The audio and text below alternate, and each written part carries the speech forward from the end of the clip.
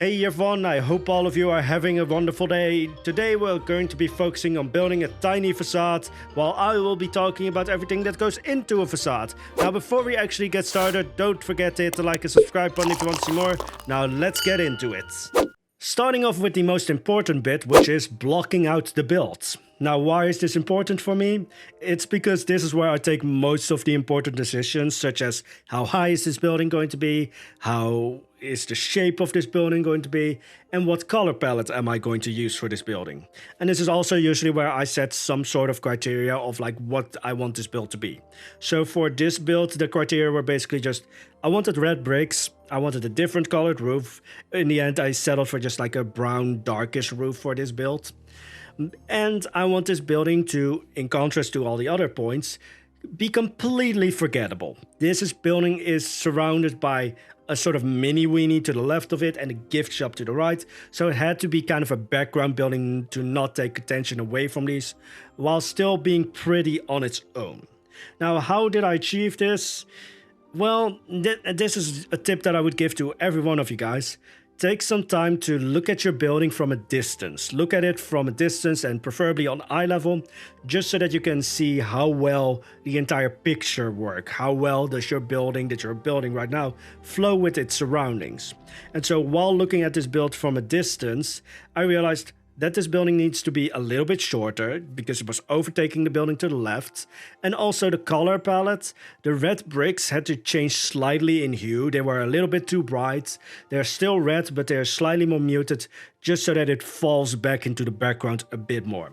Now here's another thing that I really like doing when it comes to these buildings, these facade buildings, and that is the detailing on the sides.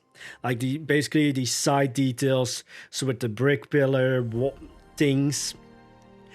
This is for me just pretty, but also it has a slight function of making the building blend in with the surroundings by removing that stark edge of a wall where the building goes into another building, because there's this sort of build up into the other building just from shape language alone. Alright, moving on to windows. And the big tip that I can give you when it comes to building windows is to not slap them on top of a wall.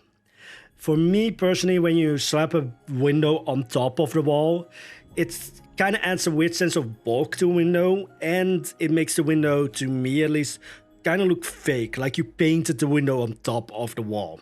So what I do is usually when I'm blocking out the building, kind of near the end stages of that, I punch holes basically in the walls of where I want the windows to be, and then when I'm doing the windows, I sink them into those holes or build them into those holes, because for 99% of the windows in real life, they are in your wall. They're not on top of your wall. Now you don't have to make custom windows for this. You can use the Frontier ones.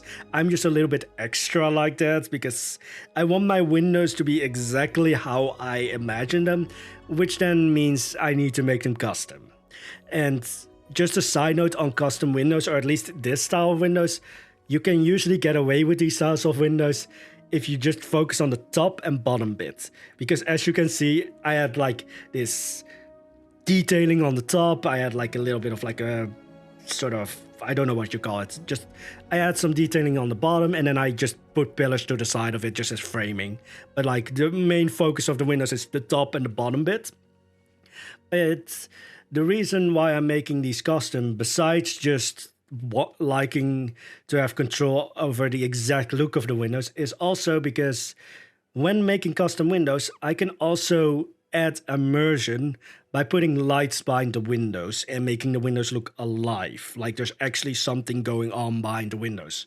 The way that I've achieved this, and this is I only have started doing recently in like the last 2 episodes of Mythos, but the way that I do this is add curtains behind the windows. I always do this just because like otherwise you will see in the empty shell of the building, but like add curtains behind the windows, and then I realized, oh, if I want to put a light in there, I have to keep a bit of distance between the curtains and the glass, like enough so that the light doesn't intersect with either of them. And if I place the light in between the curtains and the glass, then it looks like there's actual light coming from the window. If the curtain is too close and it intersects with the light, it usually kind of dampens that illusion of there's something going on there, because the light just interacts a little bit weirdly with the curtain then. So then like a majority of like the light is blocked out because the curtain is blocking it, for example.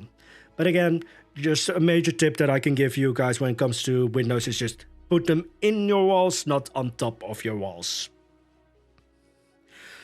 Oh, and now comes the most difficult bit for me, which is the ground floor of a building.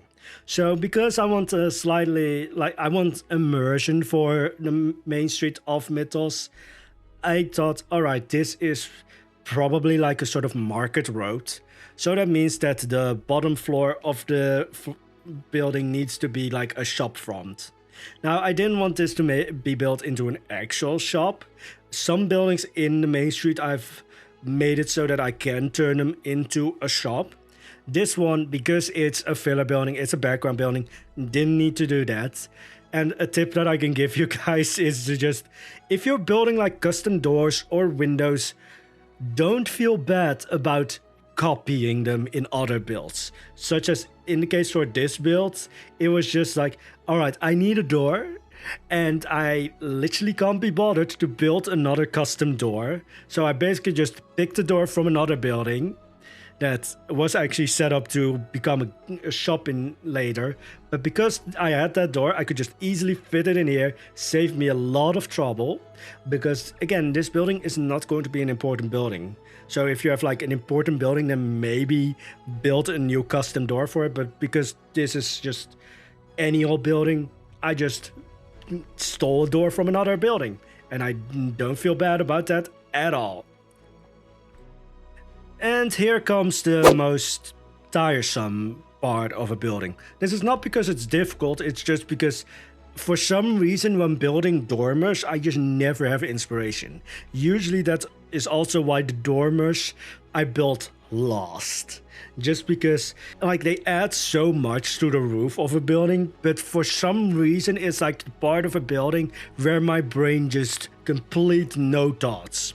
Now, I kind of fixed this by just having a Pinterest board with just windows and dormers, just because then I'm just like, all right, I'm going to pick this dormer from the catalog and that's going to be it, and like trying to figure out how to make it work. But yeah, don't feel bad about just not liking a part of a build, because I always have that with dormers, where yes, at the end, I'm very happy that I built them, but it took so much effort for me to build it just because the inspiration just never really comes for dormers. Now, the thing that does make me happy is the detailing. At first, I didn't like building the chimneys. I basically was just like, all right, this is good enough. Shove it out there. But now I really just like building chimneys. A sort of long-ish chimney, like it's not a square chimney that you would see in other places.